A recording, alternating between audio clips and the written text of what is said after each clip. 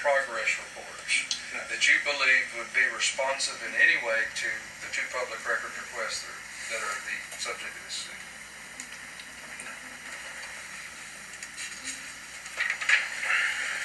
I think, Mr. Ralph, I think you may have misspoke in one of your questions. I just want to clear it up because I don't want there to be any confusion, because it is the gist of this lawsuit.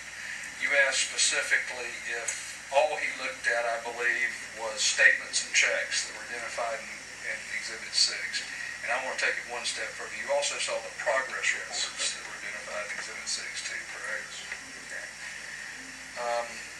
There was a question that was asked, Mr. Lambert, that was phrased in a way to suggest that Joe Albritton was the recipient of a grant as chairman of the EDC. Did you ever see any evidence that Joe Albritton received a dime of this life sync money? Last question, with respect to the continuum assignment modification, did LifeSync inform you in advance of the sale of assets to continue? Yes. Was that in writing? Yes.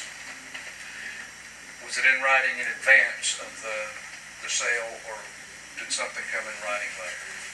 I'm pausing because I can't recollect the actual document, but I'm certain that it was done in advance.